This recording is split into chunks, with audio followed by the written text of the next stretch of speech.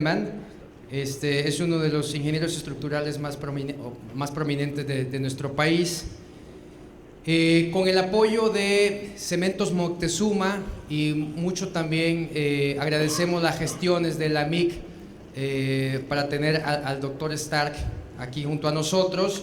Voy a leer en forma resumida su semblanza.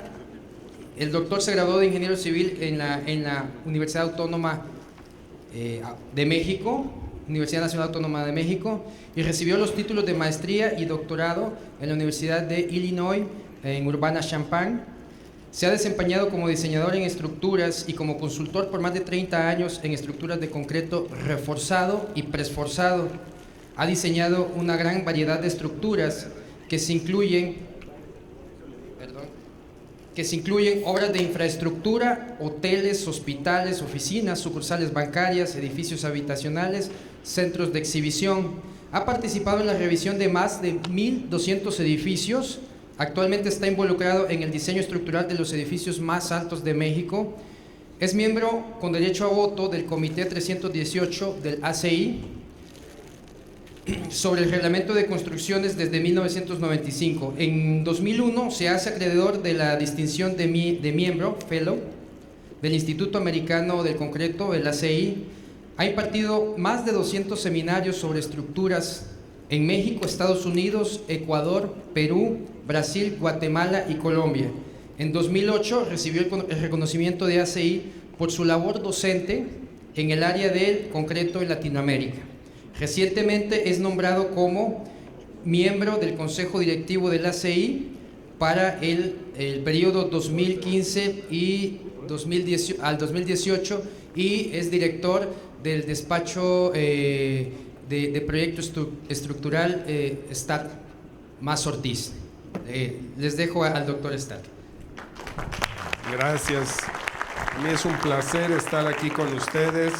Gracias a Anivip por la invitación y a Cementos Moctezuma y a MIC por hacer posible que estuviera aquí y darme la oportunidad de comentar sobre todo esta plática que pues, en los últimos tiempos he tratado de enfatizar de que si sabemos que más del 80% de la población a nivel mundial va a vivir en las ciudades, pues la única manera, si no queremos seguir haciendo las atrocidades como esta, ¿no? Es la Ciudad de México, cuando teníamos precisamente la torre latinoamericana, que la veían pues como un símbolo más que como una solución, ahí en el centro de la ciudad, el edificio más alto de Latinoamérica en su época, y que ha seguido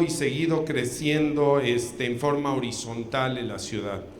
Poco a poco se está transformando a edificios verticales, como lo podemos ver aquí, que ya se empieza a ver la torre latinoamericana en esta parte, ¿no? Que ya se empieza a ver hasta bajita, ¿no? Ya como que la empezamos a ver no tan alta como era, ¿no? Este fenómeno pues se está dando en todas las grandes ciudades y es muy claro, si seguimos yéndonos en forma horizontal no nos vamos a poder mover, por más que quieran que la bicicleta y que la patineta y quién sabe qué tanto se les va a ocurrir a nuestros gobernantes, ¿no? No nos vamos a poder mover, así de fácil, si no hacemos un estudio urbanístico en el cual hagamos polos de desarrollo bastante densos y que podamos conectar ahora sí de A a B en forma eficiente, porque no podemos estar como hormigas, ¿no? Por todos lados, y vean, cuando las hormigas encuentran su rumbo se agrupan, eso es lo que tenemos que hacer, y entonces pasar de un polo a otro polo. Uno de los ejemplos que se está viendo así muy claro pues es Polanco, ¿no? Esta es la zona de la Ciudad de México donde empezamos a ver edificios de este tipo, ¿no? Y en el cual pues se está densificando. Ahorita cuando uno va a Polanco en ciertas horas pues sabemos que no nos podemos mover tan bien, ¿no? Pero si todo fuera a través de de comunicación eficiente y después si queremos ir de esa ciudad a otra ciudad, lo pudiéramos hacer con otros medios igual de eficientes y entonces fuera económicamente viable. Hoy día, si no hacen eso, no tienen solución, por más que quieran verlo, ¿no? Cuando nosotros vemos dónde se originan los edificios más altos del mundo, y estamos hablando de 200 metros para arriba, y es básicamente lo que vamos a enfocar la plática, porque realmente cuando se hablaba, yo me acuerdo que me tocó participar en la revisión de la Torre Mayor, y se hablaba como que la Torre Mayor era una utopía, que era un edificio extremadamente caro, no iba a ser rentable, y ha sido uno de los negocios más rentables que ha habido en México, ¿no? O sea, siempre está lleno, ahorita obviamente ya con la competencia, con edificios igualmente importantes sobre el corredor Reforma, pues vamos viendo que se va a minimizar pues esa rentabilidad, pero ya se pagó solo. Entonces, en ese entonces se hablaba que como un edificio de esa altura, y estábamos hablando de un edificio de 225 metros de altura, que hoy en día pues ya no nos asusta, ¿no? Ya vemos más altos. Se originó, se construyó Torre Vancomer, Torre Reforma, que ahorita vamos a ver algunas imágenes de eso, hasta lo último que vamos a ver al final, que es Torre Coy en Monterrey, que igual, imagínense, o más bien no sé, uno se imagina si va a Monterrey hoy en día, cómo tienen el edificio más alto en la zona con más riqueza que hay per cápita, que es San Pedro Garza García. Entonces, como que dicen, bueno, ¿y para qué quieren ese edificio tan alto, no? Y vamos viendo cómo empiezan a crecer en toda esa zona también edificios altos. Entonces, no es de sorprenderse que Asia ocupe el primer lugar en edificios altos. No es el Medio Oriente, aunque el Medio Oriente tiene los edificios más altos, no es la cantidad. Aquí estamos hablando de la cantidad. Del 64% de edificios de más de 200 metros de altura se concentran en Asia, y principalmente en China, en Corea del Sur y en Japón. Y hay obviamente el de Kuala Lumpur, las Torres Petronas, y hay otro en Tailandia. Tailandia es un país pues, que podríamos considerar en vías de desarrollo, que yo no sé qué quiere decir, pero bueno, está igual de mal que nosotros. Y ahí ahorita está un proyecto de 280 metros de altura, o sea, y ya está en construcción. ¿Por qué? Pues porque esa es al final del día la tendencia mundial. Estados Unidos, sin embargo, se ha quedado abajo en esa. ¿Por qué se ha quedado abajo? Porque no le interesa tener los edificios más altos, tiene mucho territorio. Pero las grandes ciudades, si ustedes tuvieron la oportunidad hace 30 o 40 años de ir a los Estados Unidos, pues se admiraba de las freeways o de las carreteras, estos periféricos y todo, que no había tráfico, ¿no? Que la gente, es más, era más fácil que lo multara porque iba en exceso de velocidad, y ahora lo multa porque entran en los carriles de alta ocupación, ¿no? Y entonces pues quieren ir más rápido y los paran porque solo hay una persona en el auto, ¿no? Entonces hay tráfico, se ha creado en las grandes ciudades tráficos, y ya no hablamos de Nueva York ni las grandes o Los Ángeles, estamos hablando ya que casi cualquier ciudad importante de los Estados Unidos tiene grandes problemas de tráfico. Y bueno, y hablamos América Central, es América, de hecho es incluyendo México, ¿no? Aquí estamos en el 1%, Europa solo el 5%, que también por la cuestión de que no tiene tanta población. Si nosotros vemos el material que vamos a utilizar, que se utiliza y que se va a utilizar preponderantemente va a ser el concreto.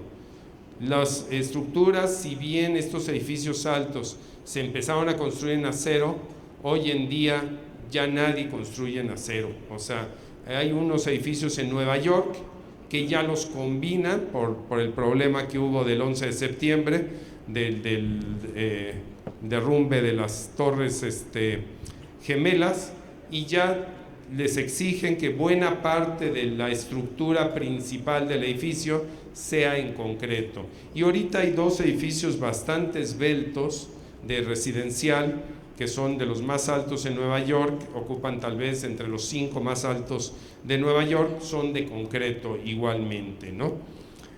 Si nosotros vemos cronológicamente, pues aquí vemos que claramente veíamos que los primeros edificios altos pues eran en acero, y aparte eran muy esporádicos. De repente tenían aquí, que era curiosamente la época de la recesión de los Estados Unidos, y alguien dice, ¿cómo? Si están en recesión, ¿cómo se ponen a hacer estos edificios? Pues si uno lo ve es porque la mano de obra era muy barata, porque la gente pues tenía que comer en ese momento. Es más, pagaban por día, ya no por semana, ¿no? Pagaban por día, porque no sabían cuántos iban a poder contratar al siguiente día. Después se pasó un buen lapso de tiempo sin edificios, y empezaron otra vez la Torre Sears, las Torres Gemelas, y después se viene, si fijan, la transición, que no solo, que eso es curioso, no solo los edificios altos, como vemos aquí, se dejaron de hacer tan altos, sino van bajando en altura. ¿Ven cómo los azules aquí van bajando? Y no es ningún partido político, o sea, se van bajando, y vemos que el amarillo, que es concreto, va subiendo de altura, ¿sí? ¿Qué nos quiere decir? Que tenemos hoy en día la tecnología para poder hacer estos edificios altos. Eficientes, siempre sabíamos que concreto es más económico que el acero, sin embargo no teníamos la tecnología de bombear hasta 1 kilómetro de altura. Entonces ahora que sí lo podemos hacer, ya nadie cabe la duda de poderlos hacer o de verlos hacer en concreto, porque una de las características de estos edificios altos es que se rigen por el viento, no por el sismo. O sea, esta torre, aunque esté en donde esté, podría estar en la zona de sismo mayor de todo el mundo, a 1 kilómetro de distancia ni se entera que está temblando allá abajo. Sí se va a mover definitivamente, pero el viento, la fuerza del viento va a ser la que predomine, la que controle este diseño. Entonces, ¿qué mejor material que el concreto? Simplemente el concreto ofrece el doble de amortiguamiento natural, nada más por el material, olvídense de todo lo demás. En México está pasando lo mismo. Si ven, aquí está la torre latinoamericana, después la torre de Pemex, creo que está por acá, si es esta, siempre digo que es esta, pero no es esta, la torre de Pemex, y veíamos cómo los edificios de concreto en ese entonces, en 1962, fluctuaban entre 100, y después en el 80 y tantos, o 90, ya fluctuaban cercano de 150, de 200, hasta llegar a 279 metros, que es Torre Coy. Y ya pues nadie cuestiona esto. La Ciudad de México, y quiero aclarar aquí para no ser injusto y dar un mal panorama, la Ciudad de México es algo muy especial. ¿Por qué? Porque tenemos un mal suelo, un sismo fuerte por la amplificación que tenemos del sismo que viene de las costas, y la otra que tenemos también es que el viento es de velocidades muy bajas, extremadamente bajas. Aunque ahorita tuvimos vientos de 70 kilómetros por hora que tiraron todo lo que pudieron tirar, pero realmente considerando estos edificios o las zonas donde generalmente se hacen estos edificios es muy baja. Por lo tanto, para que esté predominando el viento con respecto al sismo, pues tiene que ser alrededor de más de 350 metros de altura. Menos de 350 metros de altura sigue el sismo siendo el factor principal. Aquí vemos la escena de la torre latinoamericana, que fue un ícono y sigue siendo un ícono de la ciudad, que también lo que tenemos que separar entre estos edificios altos es: ¿los queremos hacer rentables o los queremos hacer en forma icónica? La latinoamericana en su momento fue un ícono, O sea, se salía de todas las expectativas. Y es más, la antena que tiene acá la torre latinoamericana tenía un uso de comunicación, lo cual los edificios súper altos que vemos la antenita lo único que sirve es para ganarle la altura.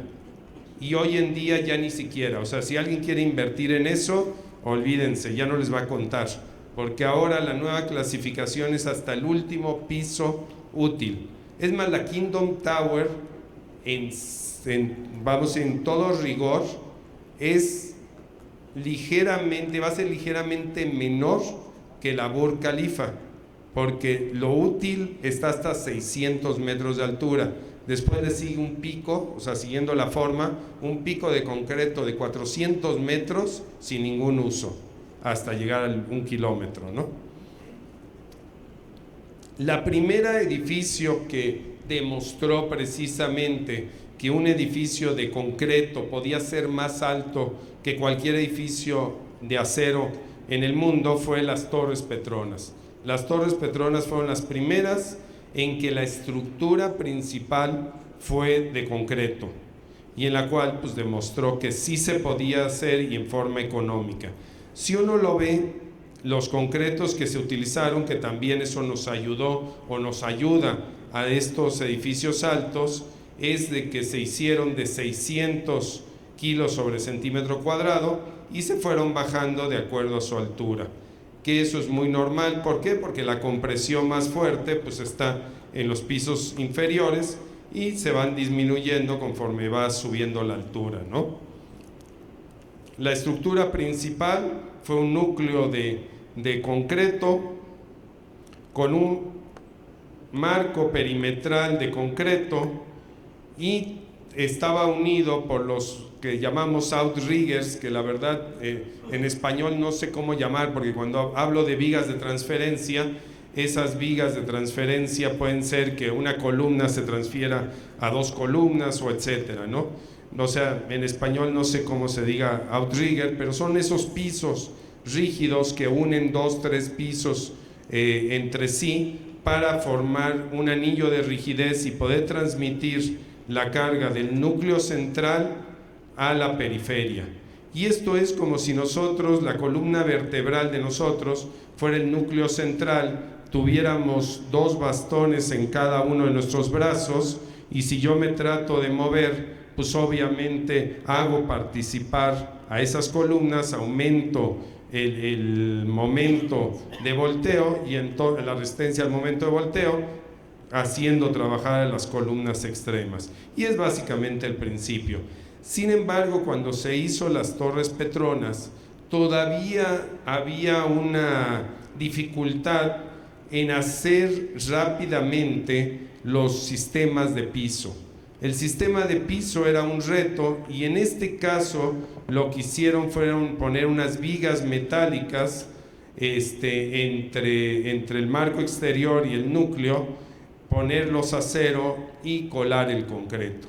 Con esto se logró hacer cada piso en 3 días. Y ese es el reto de los edificios altos, hacerlo lo más rápido posible, porque sabemos en un edificio vertical que si no hacemos el piso de abajo, no podemos hacer el piso de arriba, así de fácil. Entonces lo que queremos es hacerlo lo más rápido posible. Y ahí es donde entra la imaginación. Los sistemas de piso precisamente van a jugar un papel predominante. Yo hacer una columna la hago relativamente rápido. Hacer el núcleo lo hago demasiado rápido. Es más, en muchos edificios, si ustedes se han fijado, empieza a crecer el núcleo central y después lo vamos conectando con el sistema de piso, ¿no? Esto es para hacer la velocidad. Ponemos una placing boom en la parte de arriba y esa va colando como locos y ahí va creciendo el núcleo. Sin embargo, todo lo que viene en la periferia, pues es el reto, ¿no?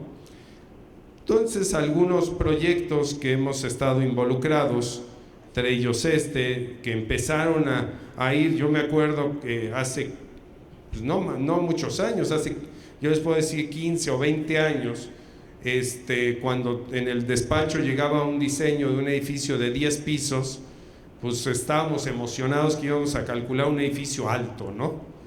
Y hoy en día, pues ya me dicen mis ingenieros, oye, si no son 40 pisos en adelante, ni me lo des, ¿no?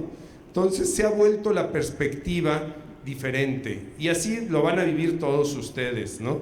Este tenía 31 niveles, y iba a tener, por eso dije iba a tener 9 sótanos. Después le apostaron, que esa es otra de las cosas que tenemos que entender en la ciudad, de que no podemos tener un edificio de oficinas en el cual tenga igual número de metros cuadrados de oficina como de estacionamiento. Es inviable, en forma inmobiliaria es atroz lo que estaba haciendo el gobierno. Ahorita está cambiando, está en estudio de cambiar y tener menos estacionamiento. Entonces este edificio pues futurió a esa cosa, y en lugar de 9 sótanos de estacionamiento que iban a ser inservibles si cambiaba la regla, y decidió hacer 5 nada más. Puso una rampa exterior para utilizar otro número de cajones aquí arriba, pero con la salvedad que el día que cambiaran y tuviera menos densidad de estacionamiento, se demolía esta rampa y todos estos pisos quedaban útiles para oficina. Entonces ya muchos de los diseños están pensando en este tipo de situaciones, ¿no? Y aquí se ve también el uso de los concretos de más resistencia, no puedo decir de alta resistencia. Ya hablar de concretos de 500 pues ya es, como dicen, algo de todos los días, ¿no? Y aquí se ve parte del edificio y de los armados. Este otro conjunto es, y ustedes si están en la Ciudad de México lo van a ver, es Polaria, ¿no? Polaria, que ahorita se ve súper denso, y tal vez hace 10 años diríamos, yo no quiero vivir en este conjunto de departamentos, que todas las sombras estas son hoy día ya edificios. O sea, ahorita ya llevan 5 torres construidas en esta zona, y si uno sigue viendo aquí las densidades, van a ser 8 torres, que la más baja es esta de 25 pisos, y la más alta es de 38 pisos. Y abajo tienen, que aquí es solo residencial, pero también empieza a haber muchos de los proyectos de usos mixtos, oficinas, departamentos, área comercial. ¿Para qué es eso? Para que la gente no se esté moviendo en la ciudad innecesariamente. Si yo tengo que hacer el súper, bajo, camino tal vez 30 metros, compro lo que tengo que comprar y lo subo a mi departamento. O me bajo y a 100 metros está mi oficina, y también ahí estoy, y no tengo que hacer uso del automóvil. Y aquí se ve cómo está el conjunto. Esta era la primera fase que se hacía, en la fase 1 y 2. Como repito, ya ahora hay más fases haciéndose. Monterrey, aquí es un edificio de oficinas del Grupo Santander, que después del problema de España se terminó solo de diseñar, se empezó a concursar y ahí se paró, ¿no? Hoy en día, acabo de estar en Monterrey, y para mi sorpresa ya hay máquinas empezando a trabajar. Aparentemente se revive. Aquí era el primer edificio que íbamos a usar en forma masiva, concretos de 700 kilos en esta parte inferior. Cada uno de los colores representa una resistencia del concreto. Es un núcleo central y marcos alrededor, no tiene outriggers. Tenía 42 pisos de altura, cerca de 44 y cerca de 200 metros, que exactamente son 198 metros. ¿Y por qué? Pues porque es la conversión tal vez de algunos pies, ¿no? De ahí. Y entonces se veía que la ciudad de Monterrey le estaba apostando, y hoy día es una realidad, a edificios altos, cada día más, pero curiosamente en una manera más ordenada, porque lo está concentrando ahorita en 2 zonas principalmente: el centro, cerca de la Macroplaza, el centro de Monterrey, y San Pedro Garza García. Hay otros por allá, pero los edificios más altos ahorita se están concentrando en esas dos zonas. De hecho, cerca de este edificio, a 5 cuadras, está Pabellón M, que Pabellón M y Torre Santander se competían, estábamos al mismo tiempo diseñando una con respecto a la otra. Y Pabellón M ya se terminó, también tiene 200 metros de altura, y se quedó ahí rezagado, pero yo creo que en un futuro cercano ya va a ser una realidad. Y como vemos, aquí es otro edificio de 35 niveles. Otro es Sacara, Torre Sacara, 160 metros de altura, también en Monterrey, y en la zona de San Pedro Garza García, en el cual ya hay esta torre construida, terminada, ya no sé si ya está habitada o no, pero ya está totalmente terminada, y yo creo que en un futuro empieza a llenarse, ¿no? Y esta otra torre todavía está pendiente, y estos edificios de oficina del mismo conjunto ya también se terminó el primero, ¿no? Igual con concretos estos de 550, y en la ciudad de Monterrey pasa, como dice, la inversa de la Ciudad de México. El temblor, ha habido temblores muy muy ligeros que asustan a todo el mundo, porque siempre tenían la idea de que nunca iba a temblar, y ya vieron que sí. El año pasado, o hace casi 2 años, tembló, y pues estaban todos asustados, sobre todo viendo estos edificios altos.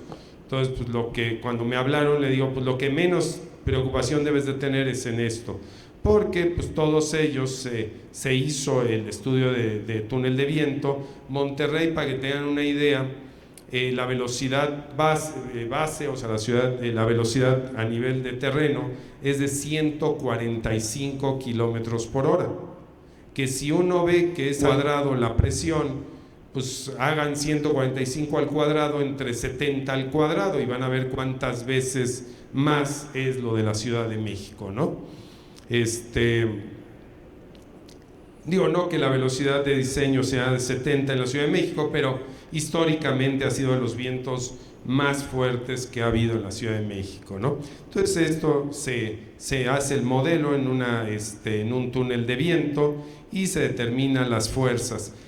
Alguien me preguntará, bueno, ¿por qué 160 metros de altura se hizo un túnel de viento? Bueno, lo curioso es que esta torre iba a ser en acero, y entonces se mandó a hacer el estudio. Cuando se cambió en concreto, prácticamente quedó irrelevante el estudio, nada más sirvió para fachada. Para el modelo de fachada sí es importante, pero a nivel estructura, la verdad fue irrelevante el haberlo hecho. Cuando nosotros cambiamos a estructura de concreto, no volvimos a hacer el estudio. No así la Torre Coy. La Torre Coy igual empezó en acero. Cuando se cambió en concreto, se tuvo que volver a hacer el estudio completito, otros $50,000 tirados a la basura, ¿no? Y se volvió a hacer el nuevo estudio, porque no tenía ninguna relación, ¿no? Esta es la Torre Vancomer Polanco, que hoy se llama. Esa también 31 pisos, 9 sótanos, todo de concreto.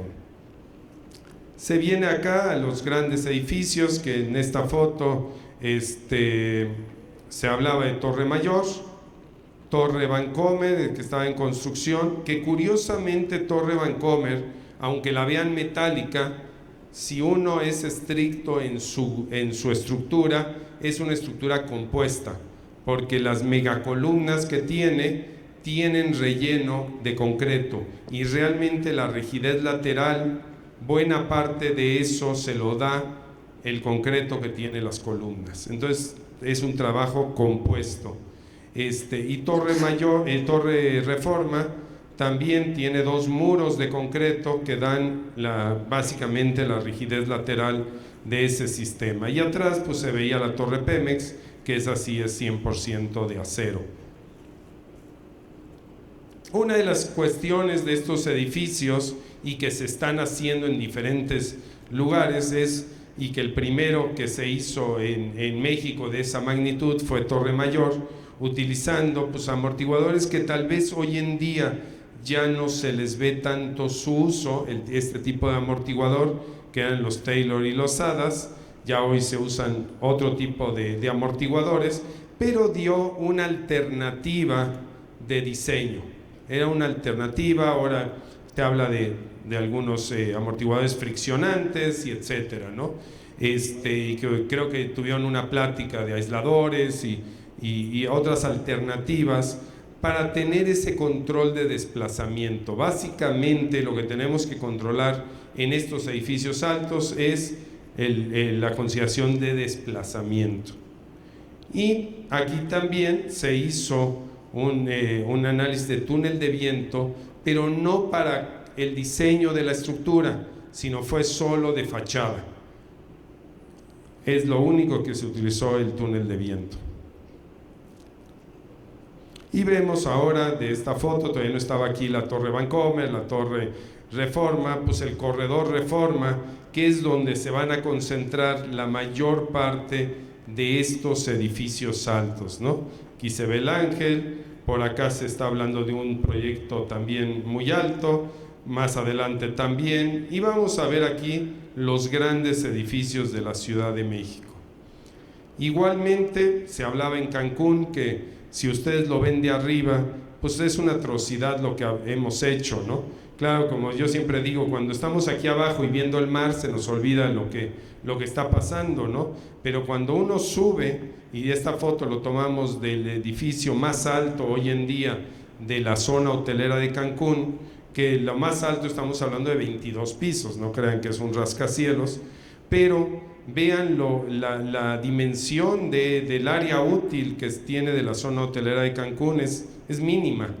Y sin embargo el gobierno decía no queremos edificios altos, y pues lo único que hicieron es sobrepoblar y acabar con la naturaleza, ¿no?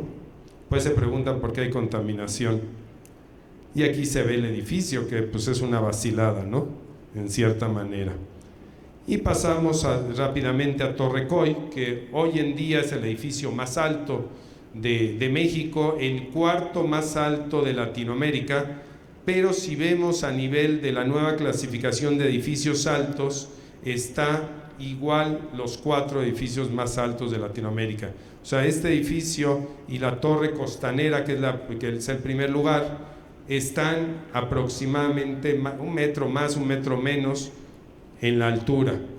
¿Por qué? Porque Costanera tiene unos paneles arriba, una corona, que básicamente tienen como 50 metros de alto, ¿no? Y pues con eso lo hace el edificio más alto. Las características es 279.5, si alguien quiere ser preciso, metros de altura, un uso mixto, tiene parte oficinas, parte de departamentos, y los últimos 4 niveles son otra vez de oficinas, y ahorita vamos a explicar por qué. Y la estructura de concreto tiene un núcleo central con 2 niveles de outrigger excéntricos, que curiosamente ha sido una de las soluciones particulares que se ha hecho casi a nivel mundial, que no son los famosos outriggers normales, sino aquí son unos muros perimetrales que hacen la rigidez, y ahorita lo vamos a ver gráficamente, que están en el piso nivel 21-22 y finalmente en el 62-63. Tiene una losa de cimentación de 4 metros, soportada por 76 pilas de unos 50 metros de diámetro y una longitud efectiva de solo 7 metros. La losa tiene más o menos 7,000 metros cúbicos, es el segundo, y alguien dice el primero, no sé, pero bueno, es de los 2 colados más grandes de México. 7 plantas de concreto trabajando al mismo tiempo, y el colado se hizo en 26 horas 17 minutos en forma continua. Las losas no tienen traves, son losas postensadas de 25 centímetros y solo en algunas franjas tienen 35 centímetros. Los concretos en columnas son de 700 a 500 y las losas de 500 a 350 metros. Si uno ve, este es el render, como los arquitectos creyeron que iba a estar el edificio. Aquí se ve San Pedro como es plano, y curiosamente estos 2 edificios altos y hay otro por acá que no se ve en la imagen, pero aquí hay otro edificio alto. Están desarrollados por el mismo desarrollador, curiosamente, que el mismo de Torrecoy y de Sacara, que él sí le apostó a la construcción vertical. Este es el modelo de análisis, que vemos el anillo en esta parte, el 62-63, y el 21-22 abajo de esta zona, que es muy particular, que ahorita les voy a mencionar. Aquí es el Revit, ¿no? El modelo arquitectónico. En la parte inferior se hizo con una losa reticular postensada para uniformizar lo que ya se tenía y para que todo el conjunto se viera de la misma manera. Aquí el primer anillo, como ven, está abajo de la alberca, en el piso 22, o sea que va entre 21 y 22, y aquí hay cisternas de rebombeo. Es un piso que no iba a servir para nada, era un piso ahí que lo que podíamos taparlo, pero no podíamos poner nada en medio porque tenía cisternas o el tanque recuperador de la alberca, y entonces no podían utilizar esto, ¿no? Una de las consideraciones bien importantes es precisamente estas zonas de alta concentración de cortante, pues por el claro tan pequeño, ¿no? En este caso, lo que hicimos es meter unas placas de acero para soportar el cortante, que curiosamente hoy en día hay una investigación que se hizo en Estados Unidos que obtuvieron este detalle y lo probaron sísmicamente. Aquí no era para el sismo, era para el viento. Lo probaron sísmicamente y ven que tiene, la verdad, un muy buen potencial, y ahora en varios edificios altos los están poniendo, ¿no? Y se diseña pues como si fuera una viga doblemente armada, que aquí también este tipo de situaciones de bajar o de agrietar las secciones, pues es muy común que se haga en estos edificios altos. Entonces se veía que podíamos bajar en un 40% esas zonas, y el daño que se maneja ahí en condiciones extremas es mínimo. La otra que se puede hacer de estos edificios, que sí lo hicimos en Torres Santander, cuando menos en planos, ojalá que un día se vea, es meterle las fibras cortas para reducir el acero. ¿Qué hace la fibra corta? Perdón, aquí Xavier tiene un problema aquí técnico, pero ahorita lo resolvemos.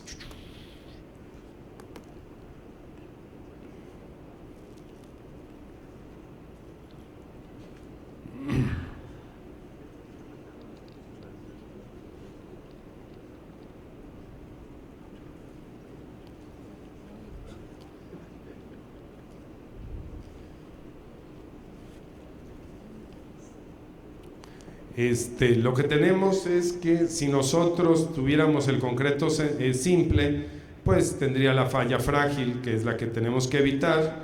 Con el uso de estas fibras cortas, nosotros podemos tener un comportamiento que no le llaman dúctil, porque hay gente que se desgarra las vestiduras y hablan de la ductilidad, y nosotros lo que llamamos es un comportamiento tenaz.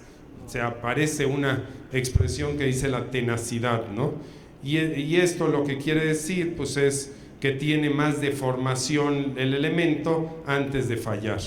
Nosotros, si vemos, lo clásico es pues hacer este tipo de refuerzo, que pues es muy complicado, como ven, con tanto armado, y ahí poner y pensar que el concreto ahí va a entrar, ¿no?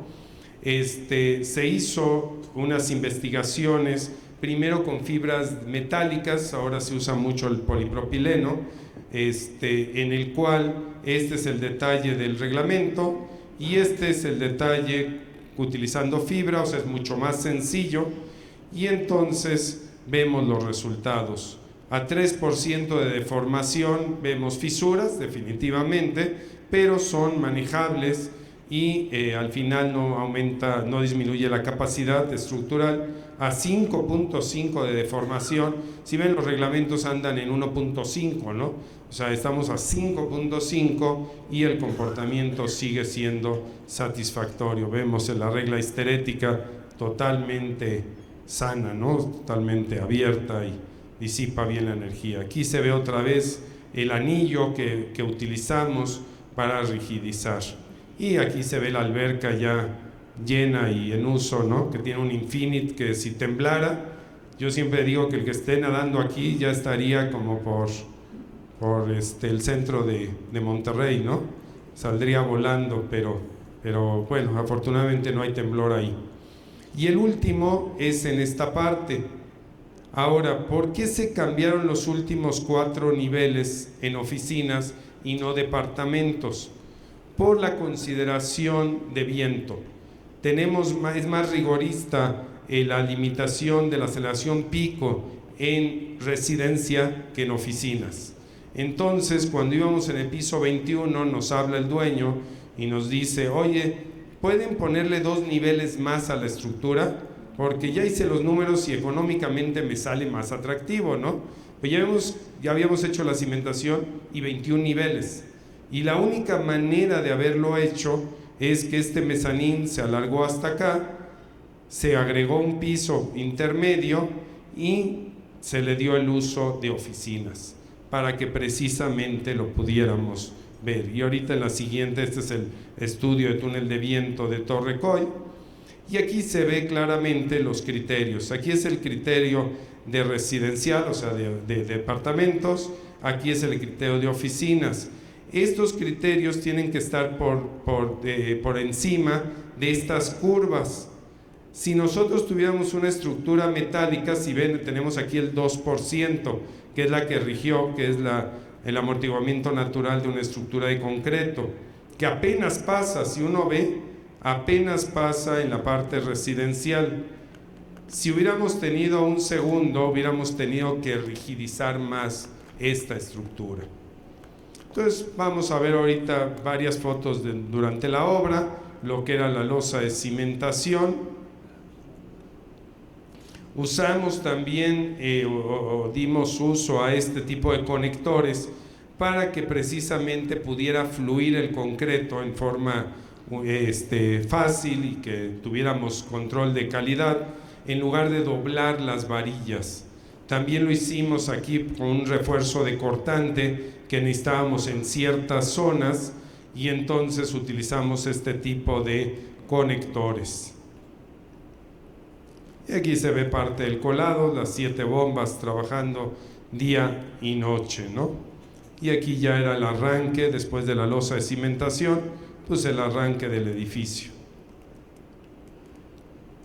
Aquí voy pasando un poquito rápido por obvio de tiempo.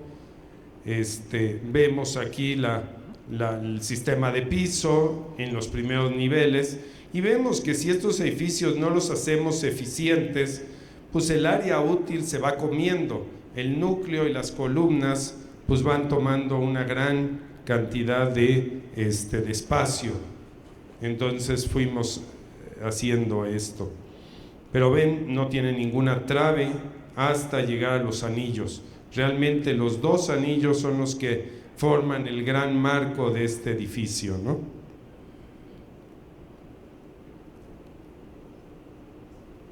Y aquí ya son las últimas fotos. Realmente ya este edificio básicamente está terminado. Aquí se ve el último colado que se hizo hace 3 semanas. Hace 3 semanas ahí nos invitaron a pisar 3 horas después como 4 horas después de haber colado, ya estábamos allá arriba. Obviamente no había viento, si no hubiéramos salido volando, ¿no? Pero no había viento. Y aquí se ve la imagen de la parte superior. Aquí fotos tomadas de un dron cuando ya se estaba colando el último piso. Y ahí el teléfono por si alguien quiere un departamento, ahí lo tienen. Y aquí cómo se va la fachada ya avanzando y ya cómo se ve. ¿Y cómo se ve San Pedro? ¿Cómo va a cambiar la imagen de San Pedro? Porque ya se están planeando varias torres más en toda esa zona. Otra de las cosas importantes que quiero resaltar es que estos edificios como son de concreto, y el concreto tiene bondades, pero también tiene cosas que tenemos que considerar y son los efectos a largo plazo. Uno cuela, toca el concreto y dice, pues ya está duro, ¿no? Y eso es muy común, ya está duro, ya lo podemos pisar, ¿no? O sea, todos hablamos de eso. Sin embargo, el concreto sigue evolucionando su carga, sigue evolucionando el calor de hidratación, sigue la reacción y sigue también deformándose. En estos edificios es bien importante esa deformación, si no lo que va a pasar es que si el edificio no es completamente simétrico, se va a empezar a hacer a un lado. Y eso de hacerse a un lado dice, bueno, pues está tan alto, si la torre de Pisa ya se ve chueco y no le pasa nada, pues podemos hacer también en esto. Sí, pero el problema que vamos a tener es que los elevadores pues ya no van a funcionar, o los hace más chiquitos y entonces pues los compensa, o ya no funcionan, ¿no? ¿Qué va a pasar? Las tuberías se empiezan a romper, la fachada se empieza a romper, ¿sí? Entonces va habiendo problemas. Entonces lo que se hizo en este edificio, aparte de hacer este análisis de efectos a larga duración, de flujo plástico, contracción, lo medimos. Hicimos mediciones en el cual 4 columnas en un sótano, en un piso superior y otro en otro piso, o sea 27, 52, se pusieron deformímetros y íbamos viendo cómo iba evolucionando eso. Aquí se ven las 4 columnas que se instrumentaron, en el piso 27 igual las mismas 4 columnas y en el piso 52. Y aquí, bueno, se ve el aparatito para que si alguien dice, no, me está cuenteando, aquí está, el aparatito, ¿no? Las mediciones, la configuración, y vean lo interesante, los concretos de 700 a los 28 días no dieron la resistencia, y alguien dice, ¿está mal? Si pusiéramos a alguien que no sabe, diría, no, pues a demolerlas, ¿no? Dio 672 en lugar de 700. Pues a los 28 días ni nos interesa lo que tenga. Pudo haber tenido 600, 550 y no nos interesa porque está diseñado para todos los pisos. Entonces, a los 56 días ya tenía 734 kilos sobre centímetro cuadrado. A los 91 días ya tenía casi 800 kilos sobre centímetro cuadrado. Ven cómo va evolucionando. En los concretos de 600, ya a los 28 días tenía 650. A los 56 tenía 691. Y a los 91 días tenía 734. Es irrelevante la resistencia en esta cosa. Lo que es importante es esto: el módulo de elasticidad en los diferentes días. Y alguien dice, bueno, ¿qué me importa los 3 días? Pues no, la verdad es a largo plazo. Y a largo plazo es lo que me iba controlando esas deformaciones. Curiosamente este edificio, y por eso pues, nos sentimos tan confiados y tan ¿cómo se dice? Contentos, es que el módulo de elasticidad fue mucho más alto al final del día, y esa deformación que teníamos miedo, porque el edificio, si ustedes se fijan, se angosta, ¿no? O sea, llega y esa reducción en planta no es simétrica. Si fuera simétrica tal vez no nos hubiera preocupado tanto, pero se carga hacia un lado, tiene una excentricidad que eso a largo plazo pues iba a crecer y va a crecer, va a seguir creciendo esa deformación, pero sabemos que si nosotros pensábamos más o menos que esa deformación iba a ser de 35 o 40 centímetros, hoy día estamos seguros que va a ser del orden de 20 centímetros. Que 20 en 280 metros de altura, pues es, como dice, cualquier error de obra, ¿no? Sin embargo, vean cómo se va deformando. Esta es la deformación axial de las columnas y vemos cómo va avanzando con respecto a los días. Aquí son 400 días y si ahorita tomo las últimas mediciones que no las hemos graficado, pues vamos a ver que sigue aumentando y posiblemente aumente hasta de 2 hasta 5 años puede ser, tal vez no en forma lineal como está aquí, sino ya va a tender a irse más hacia, vamos a decir, a disminuir, pero sigue aumentando. Y el calor de hidratación, vean, sigue. Aquí como que empezó a disminuir, aquí volvió a agarrar fuerza y empezó a generar calor, ¿no? En el piso 27 sigue la misma tendencia y aquí sí seguía calentándose cuando se tomó esta medición. Si nosotros nos fijamos cómo hacemos nuestros cálculos, pues este es de donde salió la famosa fórmula que todos creemos ciegamente en el ACI, ¿no?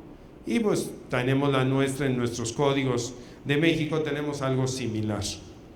Y decimos eso, primero fue hecho con concretos de mucho menos resistencia que hoy día estamos hablando. O sea, aunque aquí se hicieron pruebas, pues vean que son unas cuantas a 1000 kilos, 1000 kilos sobre centímetro cuadrado, pues vemos que había muy pocas pruebas. Básicamente todas se concentraban entre, pues menos de 200, pero vamos a pensar 200 y 600 kilos sobre centímetro cuadrado. Y alguien se atrevió a hacer esta raya y dijeron, esta es la fórmula secreta del módulo de elasticidad. Y bueno, si vemos la gran dispersidad, pues aquí la quieren ver, pues este es lo medido contra lo que se predecía y pues vemos la gran disparidad. Vemos también los efectos que pueden variar dentro del módulo de elasticidad. Vemos que los agregados pues juegan un papel muy importante y bueno, y aquí está la matriz cementicia, etcétera, ¿no? Entonces es, como vemos, muy complicado hoy en día saber cuál es el valor del módulo de elasticidad. Sabemos que los concretos de más resistencia soportan que los concretos de más resistencia tienen valores de módulo de elasticidad más altos. Eso ya lo sabemos. ¿Cuánto? Si es 14, 15 mil y 20 mil fórmulas que puedan ver, pues la verdad no hay cómo hacer una predicción. Aparte, esa predicción de flujo plástico y contracción es altamente empírica. Hay mediciones, se ponen en un pasó de, estos están como los semáforos de la ciudad, de verde a roja, no pasó por amarillo. Bueno, no importa, ya estoy 3 ¿cómo se dice? Transparencias más y acabo. Entonces realmente repito, la fórmula no es, pero si nosotros tenemos estas mediciones podemos corroborar realmente nuestros análisis y poder corregir a tiempo. Si está terminada la torre, olvídense, empiecen a rezar, ¿no? Este es otro edificio y el último que voy a enseñarles, que es Torre Mítica, que está parado, aparentemente está reviviéndose también, que es muy común en edificios altos. Si uno ve el gran, ¿cómo se llama?, listado de edificios que se han quedado en el tintero, son muchos.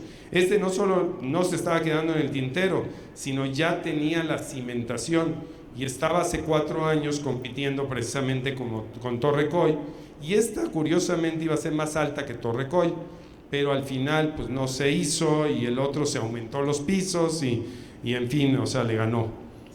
Y entonces esta es una estructura igual de concreto, con un núcleo central de concreto, solo que el outrigger tiene 3 niveles de outrigger y este sí está hecho, vamos a decir, como el outrigger que nosotros pensaríamos, que es una armadura metálica espacial que une precisamente el núcleo con las columnas extremas.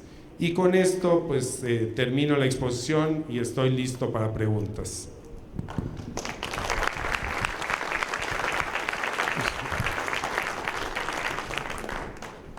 Doctor, su opinión sobre el bubble deck. Ok, miren, cualquier sistema de estos de piso es válido.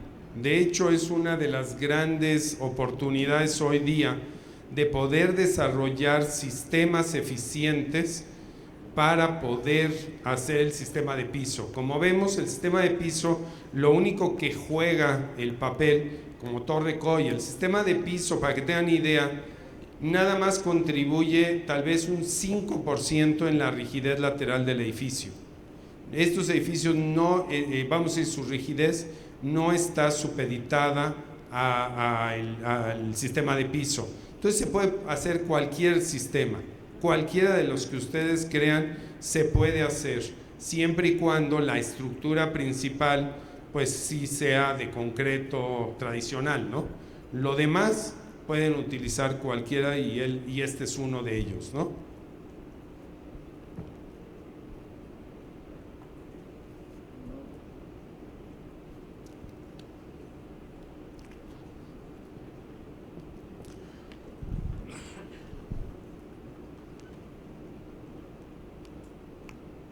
Sí. En esos edificios altos que se habla de viento y sismo y eso, se toman precauciones antiterroristas, que está de moda, digo, porque estaba viéndolo otra vez en unas conferencias de edificios altos con el doctor Valle Matox. Hablaba de la Torre Virreyes, que básicamente pues está soportada por 3 tensores, y le decía que con una avioneta llena de combustible manejada a control remoto los tumbas. Y en Europa pues ya se toman ciertas disposiciones. No sé si en la Ciudad de México también ya se atiende eso. Sí se atiende, de hecho las torres que me han tocado participar, sí se ha hecho el análisis específico, si se quitara una columna, por ejemplo, qué le pasara al edificio, y sí se ha hecho eso y sí está tomado en cuenta. No puedo decir de otros edificios, se debería de tomar, sí. Ya cada día tenemos gente más loca, ¿no?, en este mundo, y sí lo vimos en Nueva York. De hecho, en Nueva York, que a veces enseño esa foto, la Torre Freedom, que ahora ya es One World Trade Center, sí se tomó en cuenta ese efecto. Y no solo tiene el núcleo central de concreto, ya no es totalmente de acero, sino que tiene unos muros protegiendo a las columnas de los primeros niveles. Entonces, si llega una avioneta y se estrella, se deshace la avioneta, no hay manera. Tal vez tira una columna, pero el resto de la estructura tiene la redundancia suficiente. Si se estrellara en Torre COI, pues se acaba el avión que le pongas, ¿sí? ¿Por qué? Porque un avión no está diseñado para tirar edificios, ¿no? O sea, sino para volar, entonces son muy ligeros. Si pones una bomba abajo, las secciones, sobre todo en la parte de abajo, son muy robustas, por lo mismo que cargan tantos pisos. Entonces abajo, ¿qué pasó? Lo mismo en Torres, no sé si ustedes se acuerdan, en las Torres Gemelas, que pusieron una bomba en el sótano. Fue el primer atentado que quisieron hacer contra no sé por qué le traían tanta birria a las famosas Torres Gemelas, ¿no? Pero pusieron una bomba abajo y le hizo cosquillas, ¿no?, la bomba. La verdad fue, pues, como dicen, una imaginación de alguien con un avión, y porque el núcleo central que tenían las Torres Gemelas era básicamente contraventeos. Era muy ligera, no estaba diseñada definitivamente para un avión de ese tipo. Sí estaba diseñada para un avionazo, quiero decirles. Sí hicieron ese estudio, pero para un avión mucho más pequeño de lo que fueron los que tiraron a las Torres Gemelas. Si ustedes se acuerdan o ven en la historia, en el Empire State sí se estrelló un avión, una avioneta o lo que sea, y no le pasó nada, ¿no?, porque era un avión, pues, pequeño. En las Torres Gemelas sí coincidió que era un avión bastante más grande y lleno de combustible, que realmente eso fue la masa contra la estructura y después la explosión y el incendio. Al final del día ese fue la gota que derramó el vaso, fue el incendio que deformó a la estructura y pues colapsó, ¿no? O sea, se deformó, por pandeo empezó a debilitarse, pero hay ciertos edificios que se han hecho en México que definitivamente si les cae un avión, no sé cómo les vaya a ir, ¿no? Por lo mismo, porque no tienen esa redundancia, que colapsar no, porque casi todos tienen un núcleo central, pero sí pues, tendría daño bastante fuerte en ciertos pisos. Aquí, sí. Ajá. Bueno, en el caso ahorita de los que les enseñé, el diafragma rígido son losas de 25 centímetros, ¿sí? Lo que sí tenemos que hacer, si queremos poner otro sistema de piso, sí hablar de esa capa de compresión que sea suficiente para distribuir y mandar a los diferentes elementos las fuerzas. Sin embargo, como tenemos los anillos o los outriggers, esos son los que realmente hacen la transmisión lateral entre el núcleo y las columnas perimetrales, ¿sí? Entonces no es el papel tan fuerte como sería un edificio de mediana altura, ¿no? Que eso sí tenemos, como son marcos o marco-muro, sí tenemos que tener la unión y tenemos traves, ¿no? Entre ellos, entonces sí tendríamos que hacer esa transmisión. Aquí no es tan importante ese efecto, ¿no? Sin embargo, pues teníamos losas macizas tan grandes que no había ni necesidad de hacer un cálculo de eso, ¿no? Buenas tardes, doctor. Buenas. Quería saber dos cosas, una muy precisa y otra quizá más general. La precisa es si los cajones de los elevadores y de las escaleras, el elevator shaft, se usan también en prefabricado y si tienen un comportamiento rigidizador también del edificio. Y el segundo era en general para las uniones, que es algo que crea mucha aprensión respecto a estos edificios, que no en el caso concreto del núcleo y los outriggers, sino en general, algún comentario en general respecto a las uniones de edificios prefabricados. Gracias. Sí, la parte de los núcleos es buena parte es el núcleo central, que son de concreto. Lo que divide entre elevador y elevador era metálico, son los postes metálicos y el material que envuelve es un material ligero, ¿no? O sea, ahí se usó muros de block o de Hebel o de Duroc en algunos casos. Ahora, la unión de los prefabricados siempre ha sido el debate, ¿no? Yo, de hecho, mi primer trabajo fue en prefabricados. Entonces, siempre ha sido un debate. Yo creo que el diseño de un prefabricado en zonas altamente sísmicas, si uno ve el ACI, pues, como dice, buena suerte si le entienden, ¿no? Ahí dice que todas las uniones deben ser dúctiles. En California nadie usa un prefabricado sin tener un muro de concreto que tome toda la fuerza lateral. O sea, no dependen de las conexiones. De hecho, yo creo que es uno todavía de los temas que no se han definido en el reglamento, ¿sí? O sea, se maneja ductilidades muy bajas, por lo mismo, ¿no? Pero la verdad es que hay un potencial, o sea, a medida que se hagan más, más pruebas, más investigación, se podrá concluir más sobre el tema, ¿no? Pero hoy en día, lean el ACI, lo que dice en zonas de alta sismicidad de D para arriba, y casi dicen, hay una fórmula, interprétenla, ¿eh? Digo, yo no la he sabido interpretar, pero si alguien la sabe, me lo dice. Hola, buenas tardes. Dentro de la presentación había una diapositiva en la cual platicó un poquito de fibras. Promovería el uso de fibras en elementos tales como columnas y vigas para absorber cortante en edificios altos. Sí, de hecho las teníamos en las vigas de unión, que eran muros, no era una viga como tal, no era una viga pequeña porque esa le poníamos la viga metálica, ¿no? Pero cuando era más grande y en lugar de hacer tanto armado que iba a congestionar, teníamos una reducción de ese armado y le poníamos fibra. Definitivamente cada día se usa más y el ACI lo metió, o sea, lo permitió a partir del 2000, ya que estamos, 2016, 2014, 2009, 2008. En el ACI 2008 por primera vez te permite cuando el cortante no es tan alto, te permite poner parte de ese acero con fibra.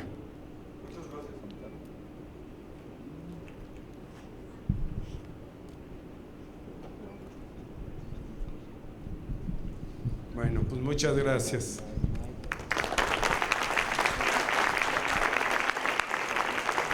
Muchas gracias al doctor Roberto Stark. Tenemos un presente para usted.